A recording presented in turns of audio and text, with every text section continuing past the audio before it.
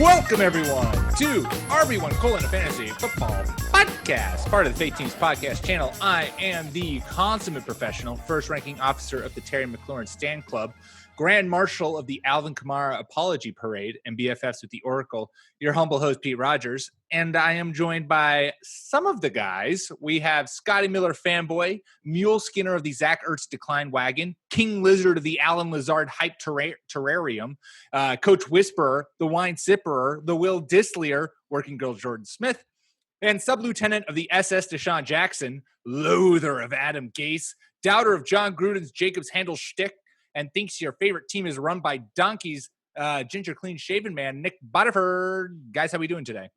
Doing good. Good, Pete. How are you? I am doing well. Doing well. The took me a couple times to practice the John Gruden's Jacobs Handle Shtick to get the cadence right, because it's a Josh Jacobs Jingleheimer Schmidt kind of play, and I wanted to invoke that while also still clearly articulating what it is that the message conveys. So, what's the message? The message is that Nick does not believe in John Gruden's belief in Josh Jacobs's ability to catch the football reliably. Okay, cool. Just wanted you to explain it in great detail. Yeah, I think I got it. Really diving in there. Again, I feel like this happened a long time ago in the show, but I just want to give kudos to Nick for bravely doing this podcast while seemingly staring into a sun that is right outside. Yeah, first time doing the show at the new desk, and I think that rearrangement might have to take place. I've been trying to figure out if it would be inappropriate for me to put on sunglasses. We'll see. We will make sure, since this is an audio medium, we'll make sure to let our listeners know if Nick decides to just roll up in shades halfway through the show. All right. Well, we got news to get to. We're going to give our week 4 waiver wire picks, and then talk about some players. It's always you always want to be adding players. You always want to be attacking your waiver wire, but often in order to add those players, you got to drop some players. And so 3 weeks into the NFL season, we're going to talk about some players who it's worth moving on from, or you confidently can move on from. But before we get into all of that, let's hit the news. All right, top of the news, Chris Carson, running back for the Seattle Seahawks, is out 1 to 2 weeks, it seems, with a kind of sprained knee. He got rolled up on in the Seahawks game against the Cowboys. Since he's going to miss time, go get Carlos Hyde. Carlos Hyde, we have talked about on this show plenty of times. 1,000-yard rusher last year. As shocking as that might be to hear, it certainly is always a surprise to me when it's uttered. But yes, he was a 1,000-yard rusher for the Texans last year.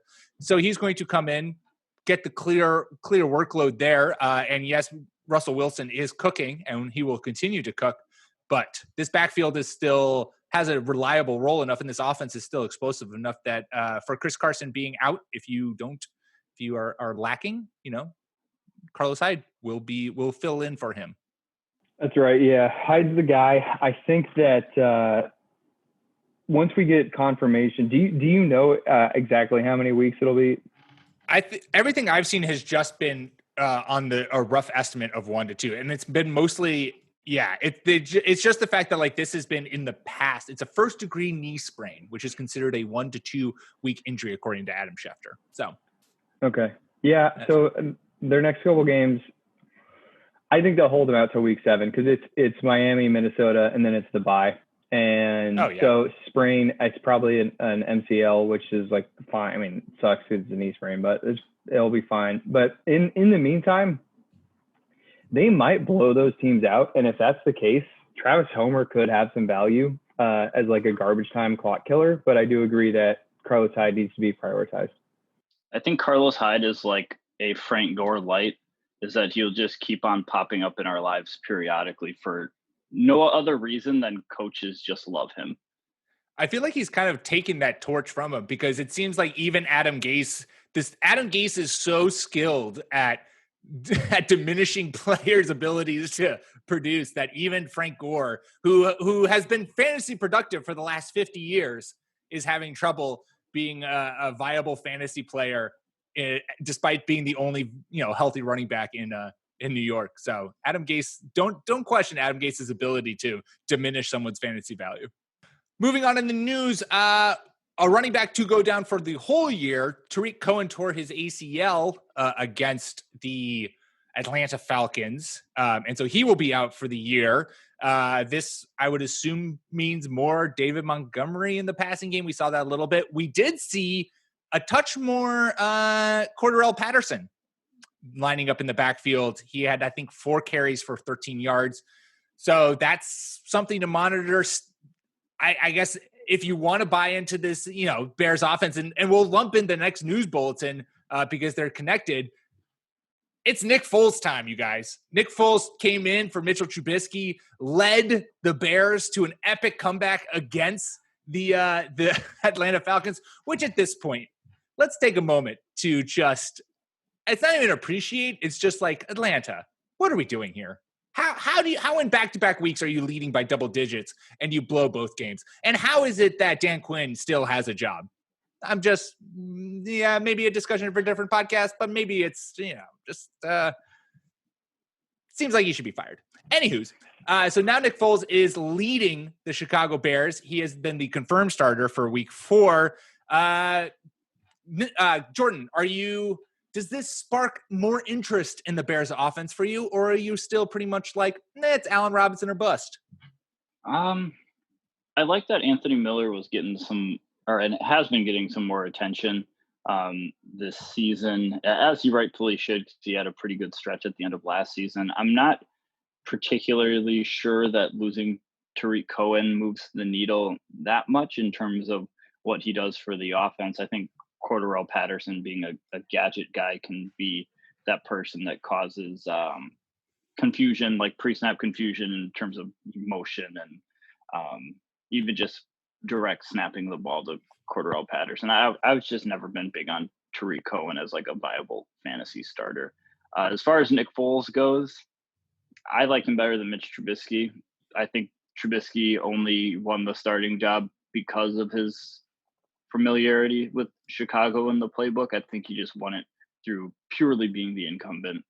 And I like Nick Foles a little bit better as a fantasy option, but I'm not sure I'm starting him.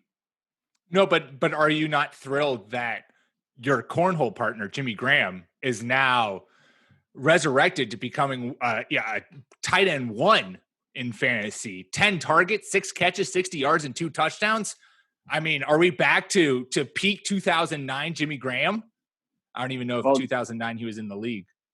Jimmy wanted to go to Chicago because apparently he said all they care about is winning and championships there. Hell yeah. They have a very long record of that. It is kind of goofy. Every time Jimmy Graham catches a touchdown, though, I'm kind of disappointed. I'm just like, God damn it, why is he catching this touchdown right now? But he's definitely getting the targets. I'm kind of waiting for the burst to kind of fall off. If there's anybody that's going to drop off a cliff in terms of pass catching, it's going to be him.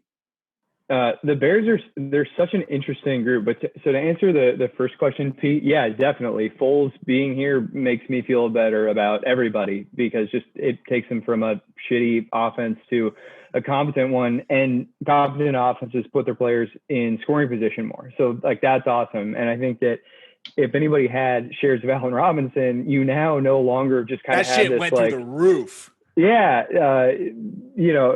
it like early Sunday morning, you're sitting there like, God, do I really want to trust Robinson just because of Trubisky? That's over with now. As far as the other dudes go, I think we're in lockstep there, Jordan, with Tarik Cohen. I don't think he's very good at football, and now I think he's really not going to be good at football. As far as the receivers go, or the pass catchers, the Graham and Anthony Miller conversation is really interesting because Miller has lost playing time to Darnell Mooney. We touched on him the other day. He's their other perimeter receiver, and Miller's basically, I mean, Robinson gets in the slot a lot too, but Miller's like kind of their supposed slot guy. I will be interested to see whether or not Graham because I think it's kind of like a battle between Jimmy Graham and Anthony Miller for who's going to be that like primary slot weapon. And they made it work last week, so maybe it won't be a problem. Maybe Mooney gets pushed out of there, but I think something interesting will happen there. And hey, I don't know what to think of the Courtroo Patterson situation, but if this means more targets for David Montgomery, then everybody feels, I think, a little bit better about their perhaps initially wasted mid-round pick. Yeah, I feel like if Tarik Cohen didn't go down with an injury, David Montgomery had a real chance of ending up as a person we were going to talk about later in this podcast. But since he could be walking into a larger work share of a passing game, that's certainly encouraging. And you hope to see it. You hope that that's something that he's now involved in. And Courtroo Patterson, I don't think is worth adding at this moment. I think he's worth monitoring, and especially in super deep leagues. Like, if he's going to see 5 to 6 touches a week consistently, like, then he's a guy who you can play via matchups where sometimes, he might be more involved and he might not be. But if he's getting a reliable, like 5 to 6 touches a game, that's, if he's doing something with them, that's enough to have some sort of fantasy relevance. To your point, Nick, though, about Allen Robinson, 13 targets, 10 catches, 123 yards and a touchdown. Why do we even waste 2 weeks of Mitchell Trubisky, you guys? Why even is Nick Foles there? Why is there not Cam Newton? That being said, I mean, Patriots fan, it would be heartbroken. I mean, if we had Nick Foles, yikes. That team will turn around when they get rid of Ryan Pace. He is a fucking terrible GM, and his ego is the reason that Cam Newton is not their starting quarterback. You heard it here first. Ryan, have your people talk to our people. We'll get you on the show. You can respond to Nick's face. The Jimmy Graham conversation is something to monitor, especially if you were relying on Dallas Goedert. That is a fucking amazing transition by yours truly, who's out some time with an ankle injury. I have not found an actual timeline. I don't know if either of you guys have more details on what the actual timeline is. I've always seen will miss, quote, some time, which is never encouraging because that often means that they're still diagnosing what exactly the injury is.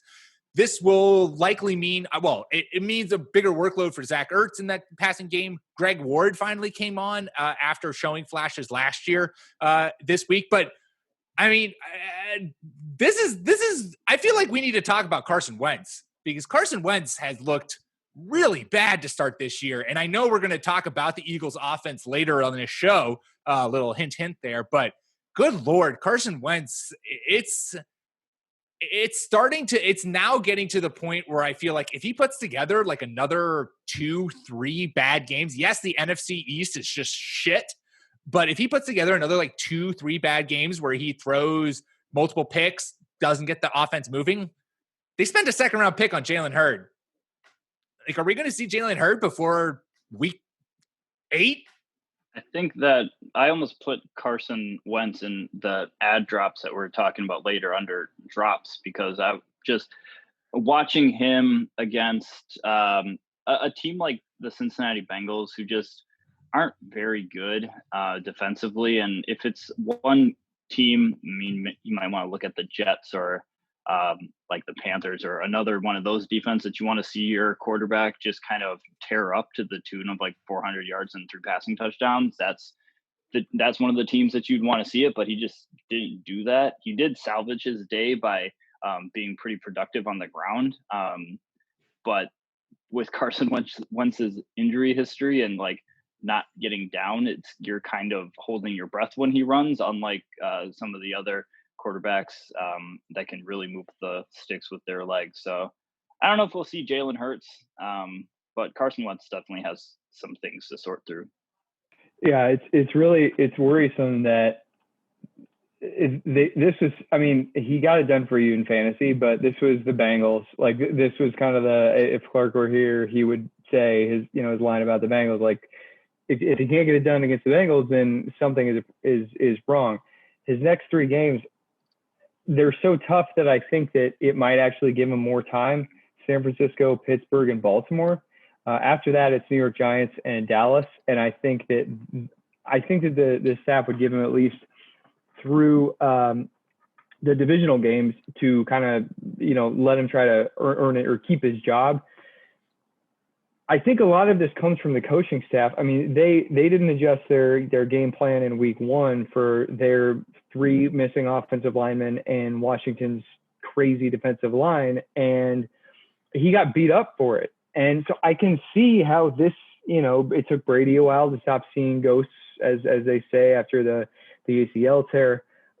Andrew Luck, he wasn't enjoying himself getting hit all the time. I don't think we should underestimate the psychological hit that week 1 might have laid into Wentz. Hopefully he can turn it around. We know what kind of a quarterback he is. He's a very good one. He's one who's competed for an MVP title. I'm optimistic that he'll be able to turn this around, but it might take some time. And because of that, we're going to end up talking about this team in the next section. One thing that kept me optimistic, and I forgot to mention it, but you mentioned the schedule. The upcoming next 3 games look pretty rough for Philadelphia as a whole, but he does get a couple of games against Washington and the Giants. Washington they're getting decimated on defense, and they love giving the ball back to the opposing team. And the Giants aren't very good either, but it's still, I guess that would be reason for optimism, is he still gets a ton of games against those teams. Yeah. I feel like Carson Wentz, I wouldn't be surprised if next season we see Carson Wentz in a different uniform, and that's where the reclamation project begins. I just feel like his time in Philly is over. I feel like it's been too checkered with them winning a Super Bowl with Nick Foles and him being unable to stay healthy, and them drafting Jalen Hurd in the second round. I don't know. I feel like Carson Wentz needs a new vocale to be in. Don't underestimate how much time a coach and an organization give each other after winning a Super Bowl. They could be there for another 5 to 6 years coasting on that. Oh, are we talking about Mike McCarthy, or is this a little I'm talking about Sean Payton, actually. Joke. I am talking about McCarthy. I think I would be pretty surprised to see him be jettisoned. I'm just taking a look at, he signed through 2024. And the cap hits are huge. What the hell? They would lose $59 million if they cut him. So you're saying my idea is not a good one.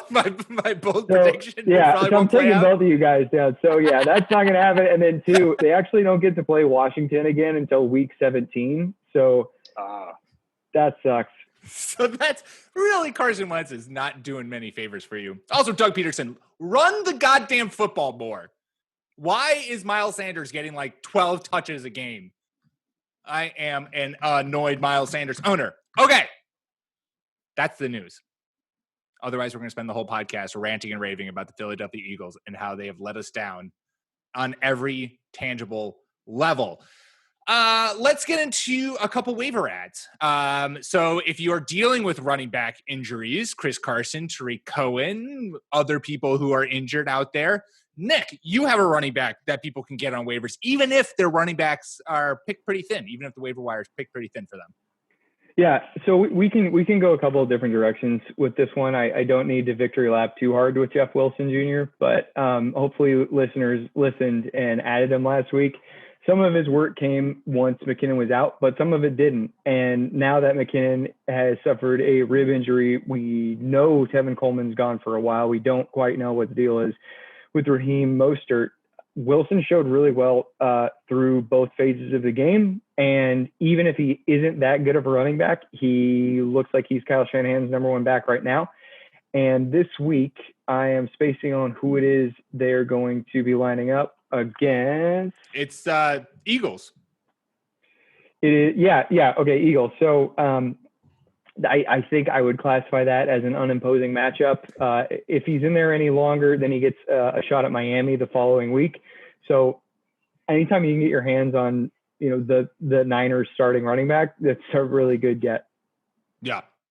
Yeah, it's a good chance to grab him, especially it just seems like he's the number one and only back in San Francisco now. Like they're dropping like flies, and at least until Raheem Mostert, I mean, maybe there will be a reevaluation once he comes back, or maybe Kyle Shanahan just does what he kind of does and rides the hot hand, which is what he did with Mostert last year. So, yeah, I mean, you got to take it while you can, add him, and then if you're not going to start him, at least keep him away from other people who might need him more. That's what I always do.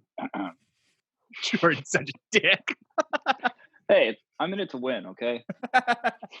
No, I mean, if you take all of the excitement you had about Raheem Mostert and just pass it on to Jeff Wilson, like Kyle Shanahan's running game, I trust to basically work if you put anyone back there. Like 50-year-old Frank Gore would still get like 75 yards and a touch every game, I bet you, if he played for Kyle Shanahan. Week 3 had a whole bunch of wide receivers break out, and the guy for me who most notably you need to go get onto your team ASAP is the Minnesota Vikings rookie Justin Jefferson. We've talked about him on this show before. It's amazing.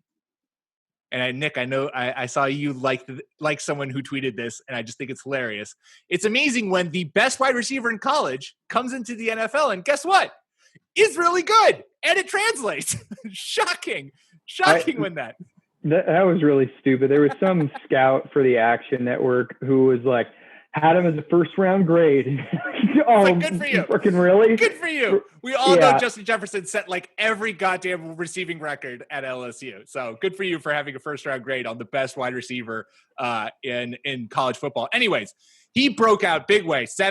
Caught 7 of his 9 targets, 175 yards and a touchdown. The bigger thing is that we've talked a lot about this Vikings secondary and how this defense is not what it used to be, which means that the game script is more or less always going to be shootout. Kirk Cousins is going to have to throw the football around. It looks like Jefferson has emerged now that he is fully healthy. I know he was dealing with, he was on the COVID list during training camp, and so he was a little bit behind, but now he seems caught up. Seems like the number 2 guy along Adam Thielen. But tell me, you guys, if these next 3 games don't get you hot and bothered.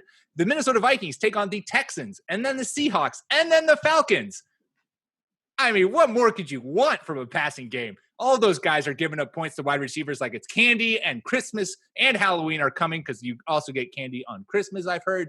Anywho's, Justin Jefferson, last time I checked, he was like 27% rostered in Yahoo. This is your chance to get him. Like, if you don't roster him now, he will be rostered in your league. Yeah, I also had a first-round grade on Joe Burrow and like Kyler Murray the year before.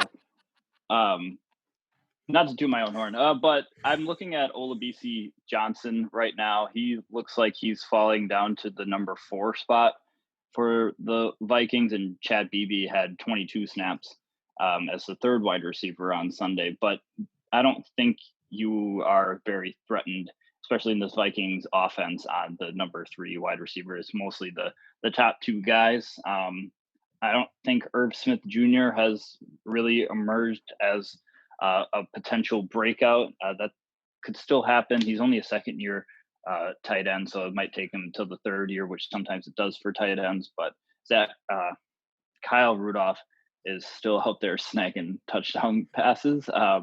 But there's Clark is sitting at home grinning from ear to ear right now.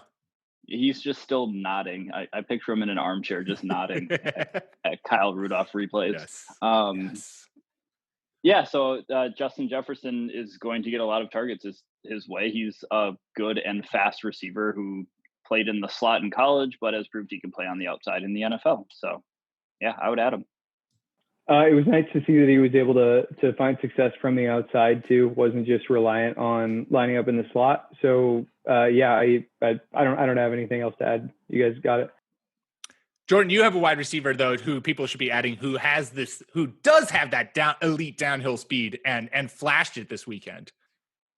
Yeah, this is a guy who I think might be a little bit more of a flyer, but over the next couple of weeks or so might prove to be a pretty good spot start. It's Andy Isabella for the Cardinals. Christian Kirk is out with an injury.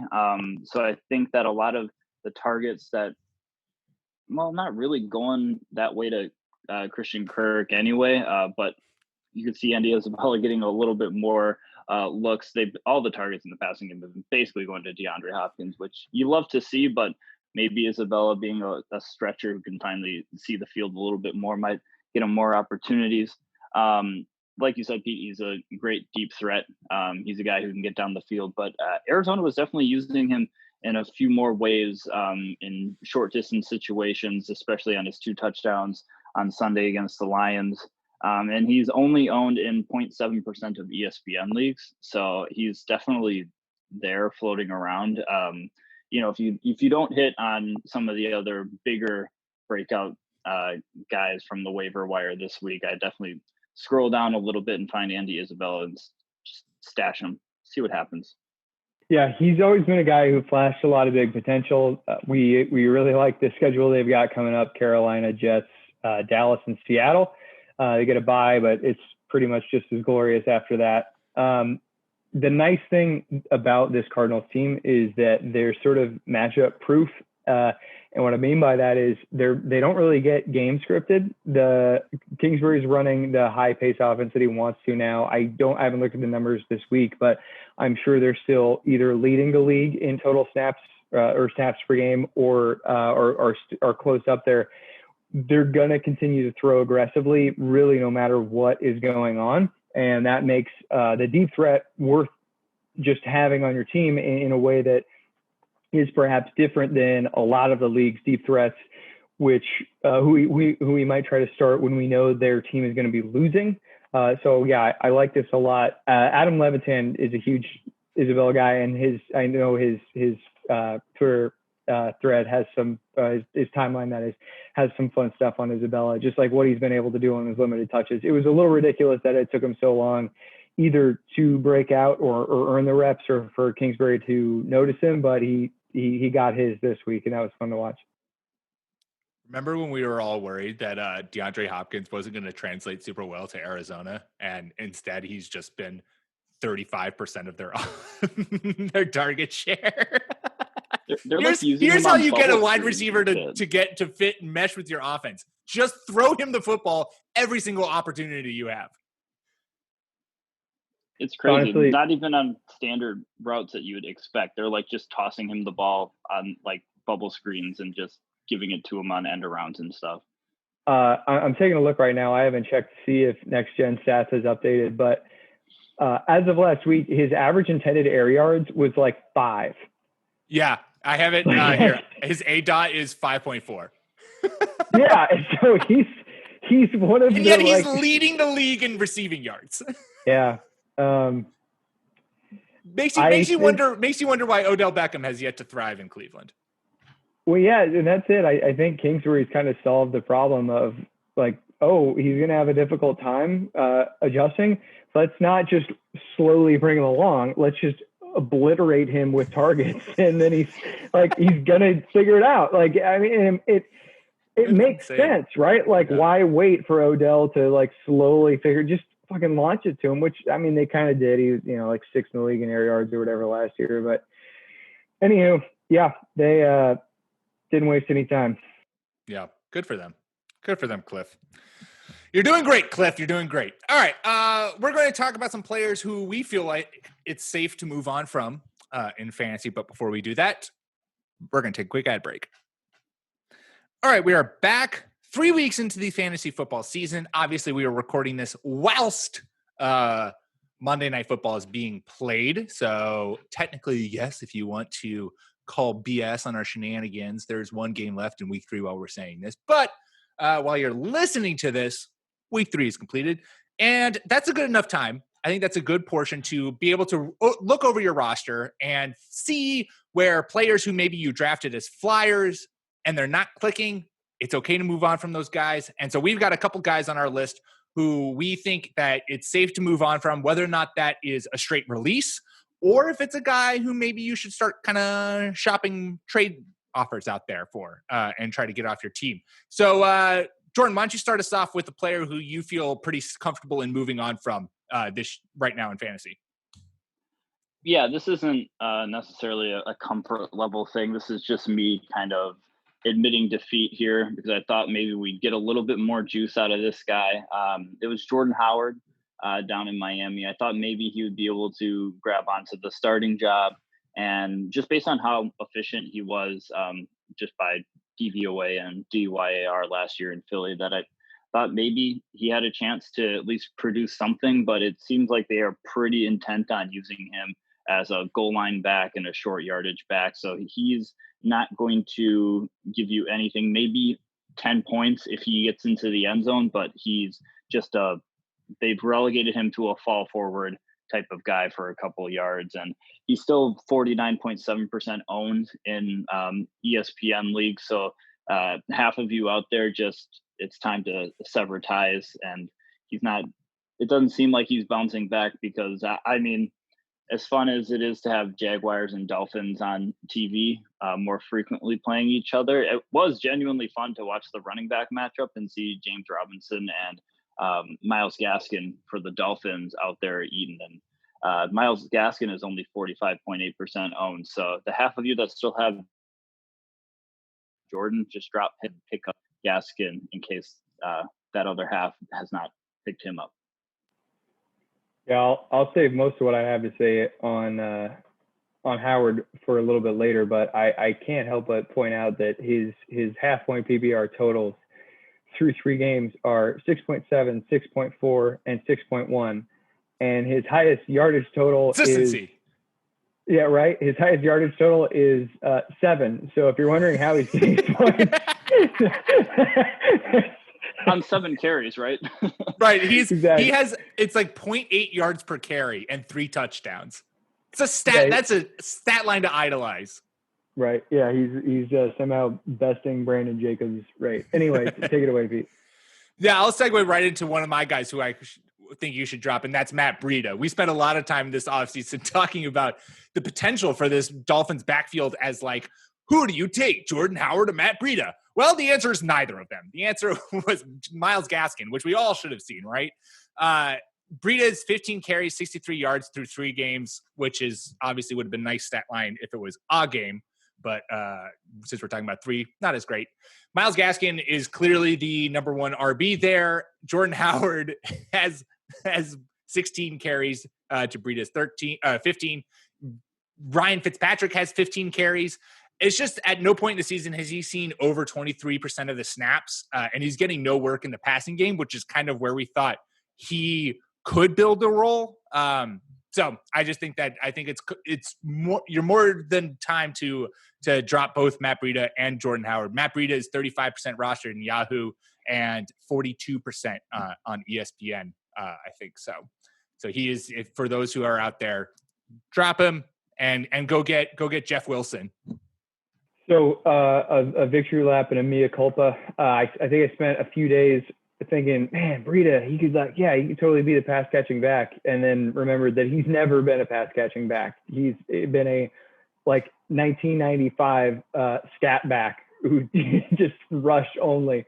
So yeah, there was no reason to touch this backfield until Myles Gaskin of University of Washington fame, who I guess have to apologize for watching him with all of my friends for years and just discounting what he could do in the NFL. I thought it was really bizarre at the end of either week 1 or week 2, where Chan Gailey, the Dolphins offensive coordinator, chose to label Gaskins as just their spread offense guy, but he played 63% of snaps. Week 2 is 65, last week 75. Like, well, you run a spread offense, so what? Why are you trying to tell us that he's not your full-time starting running? Anyway,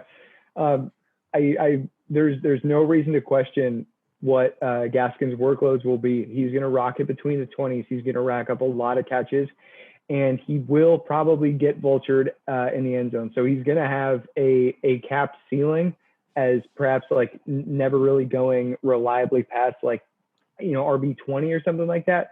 But I think his floor at worst is just a low double-digit flex option. Just assuming you're in a points per reception league, his totals so far this year are really, really nice. And anyway, I won't go reading through them, but yeah, he's a very good pass catcher. What about you, Nick? Who's a guy you're looking to drop?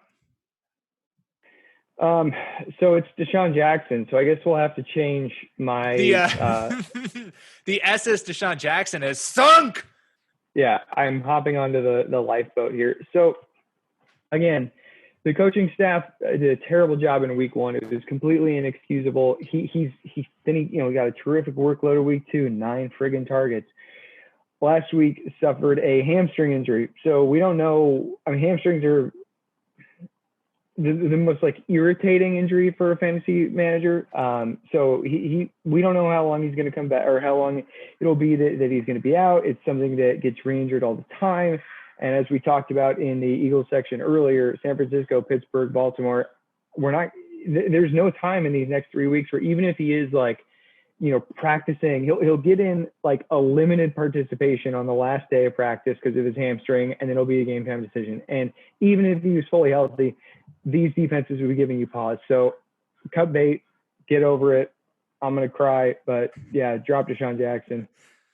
I'll only take a slight shuffle victory lap on Deshaun Jackson because I wasn't really in on him at the beginning of the season, but it's not necessarily Deshaun Jackson's fault at this point. I feel like a lot of people, from Zach Ertz to poor Miles Sanders, who's literally just doing his best with his limited opportunities. Like the whole Eagles offense right now is just kind of sputtering and spinning their wheels. So yeah, it's tough to know what you're going to get out of them week in and week out. Yeah. Deshaun Jackson has let me down on multiple DFS lines on multiple weeks. And I am more than happy with Nick's decision to punch a hole in the SS Deshaun and salute as he jumps off the ship and watches it goes down. Jordan, who's another guy that you're feeling confident in or comfortable in dropping right now? Another guy I'm probably feeling pretty comfortable with dropping is Phillip Rivers. He's losing another weapon in Michael Pittman Jr. Michael Pittman Jr. had leg surgery or something. It was a really weirdly phrased thing too. Let me see what it was compartment leg syndrome. Yeah. Yeah, I think this was what Adam Shaheen had in Chicago a couple of years ago, where like you can lose the leg if it's not operated on. Maybe I'm totally misunderstanding, but yeah, I think it's something that can be very serious, but if treated, you can be okay. I hope he pulls through. In the meantime, with Phillip Rivers' value, he's lost Paris Campbell, who will be out for probably a couple more weeks.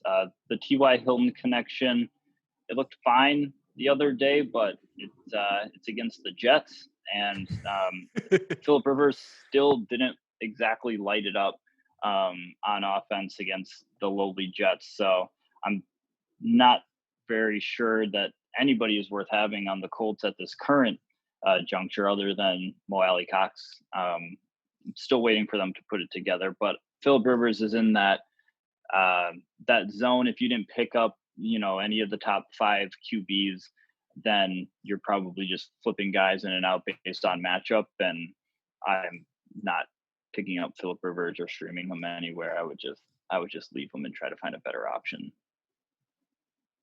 with more upside. Yeah, there are a few running quarterbacks out there who I think are still available who you can stream better than Rivers. So I would certainly support the replacing of Phillip Rivers. Okay, a guy who I went a little bit bolder with my second guy who I think it's time to move on from. But it's a narrative we've seen before, and that's Joe Mixon not really getting off to the best start in an NFL season. He's seeing the carries. He had 19 in week 1, 16 in week 2, 17 in week 3, but he's not doing much with them, 3.2 yards per carry. The thing that is most concerning is that he seems to have no passing game role, and Giovanni Bernard is like, they're confident running. Zach Taylor is, I guess, in love with the idea of running out the mustache as their primary pass catching back. And so for a team that's likely to play from behind in most of their games or just like be in a game script that is like pass to stay in it, it's not what you really want to see. And we saw this against the Browns. The Bengals were down big against the Browns. And we saw basically a 50-50 snap split between Giovanni Bernard and Joe Mixon, which when you spent a really high pick on Joe Mixon to get him, that's not what you want to see. He's not a bad running back. And there's still time that he might turn it around this year. But for me personally, that's what I would bank on in order to sell him. Sell his upside and get back a player who maybe doesn't have the same ceiling that Joe Mixon could have in 2020, but would give me more reliable production right now and has a more reliable floor. So I guess that's where I would be right now. If I spent a high pick to get Joe Mixon, I would be looking to try to get something back now and be able to sell him on his upside. Because if he has another kind of like 3 to 4 weeks of dud performances, I don't really know what you're going to get back for him.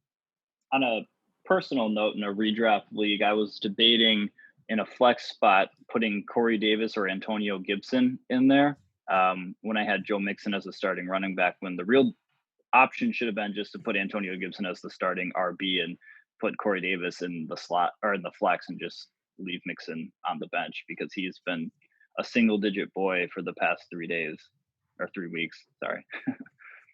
I don't understand what the deal is with this offense, really. 17 carries for 49 yards is like, you really got to actually try to do that. He's doing the 3 targets per game thing, and that's not at all what we were promised. And it's kind of aggravating given that Burrow is actually playing really well. Like running backs with good quarterbacks usually prosper. And I guess it's just a shame. As far as what to do with him in the future, I think your biggest decision is going to be whether or not to start him this week against Jacksonville, and theoretically get a really big game. I think perhaps the prudent move is to roll with him again this week, just because it is Jacksonville. But the problem is in week 5 he faces Baltimore and then Indianapolis after that, and those are 2 really difficult defenses. He's got to face Baltimore twice and Pittsburgh twice. Like the AFC North is not a team that, it's not a division that you want to go up against multiple times. It's a good point. He does get the Baltimore Ravens their second time in week 17, but your point stands. I mean, it's Baltimore and Indy within the space of 2 weeks, and then Tennessee, which actually you can run in Tennessee, but then it's a bye in week 9, and then Pittsburgh. So it's these next few weeks, you're going to get Jacksonville in week 7, and then you'll get 7 and 8 with Cleveland and Tennessee. And then it's not until, week 11, you're facing Washington. Now it gets real soft for a few games. And then of course it's Pittsburgh in 15. But anyway, I think that selling high after Jacksonville is probably the best move. But with him, we've seen this more than once now, where the team just says like, all right, screw it, he's the focal point, and then he just destroys teams. So I don't know. I think that if you were a team who somehow got him at a good value, maybe what you do is you hold on to him because you're presumably doing well. If that's the case, if you're banking on him as your RB1, if you can sell high after Jacksonville, it's probably best to do it. Yeah.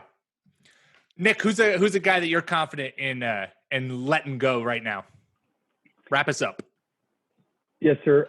Evan Ingram. So for a litany of reasons, it pains me that he's on this list. Yeah, and and it's not injury related. Damn it. One of the fears was, starting the season, Slayton and Tate and Shepard, they're all healthy. What does that mean for Ingram? Well, he's probably the most talented receiver, so it shouldn't have meant anything. And now that Strong, they're all injured, so it's like, what are we doing here? It's frustrating. The workload is there, 20 targets total.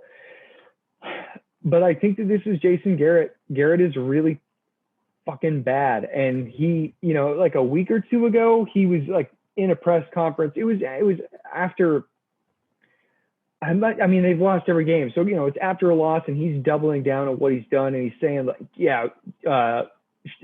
Ingram needs to participate in all facets of the game, saying he needs to be able to block. It's like, all right, Pete Carroll, fuck yourself. Like, did you if he's a one-dimensional tight use your end, players. This is the thing that I never understand. This is like Bill Belichick gets a lot of credit for this, and it always makes me laugh anytime players say it because it's so obvious. It's like Bill Belichick just plays to his players' strengths. He knows what their strengths are, and he plays to them. It's like, shouldn't every coach be doing this? Like, why wouldn't every coach just be like, I'm going to play to my player's strength? And yes, Evan Ingram is basically a big slot receiver. He's not a blocking tight end. He's not an inline tight end.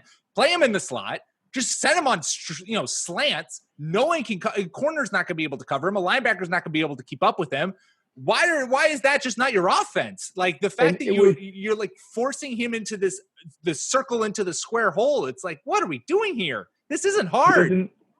He doesn't know what to do. This is an old boys club. You get to say, you run my scheme and it's your fault. It's not my fault. If we fail as a team, it's your fault because you can't play my scheme. And it's just a built-in excuse. He had Jason Whitton, who was a terrific two-way tight end, and that bailed him out for years.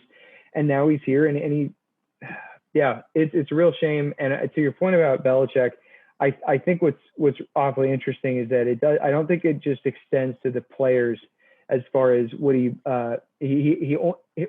has some quote that's like, it is the coach's responsibility to never ask a player to do something that he can't do. And I think that is also why we see Patriots coaches struggle so much when they go off on their own, because he identifies this is what this coach does well, and it's all I'm going to ask him to do. It's a reason that Matt Patricia wasn't their offensive coordinator, right? Yeah, I think that makes perfect sense about Jason Garrett just trying to like force this Jason Witten type mold on Evan Ingram when Evan Ingram is like the exact opposite type of tight end that Jason Witten was. It's a damn shame because Evan Ingram should be, he's just a big like target who can run and who can bully smaller defenders. Like he should just be in the slot, like almost on every single play.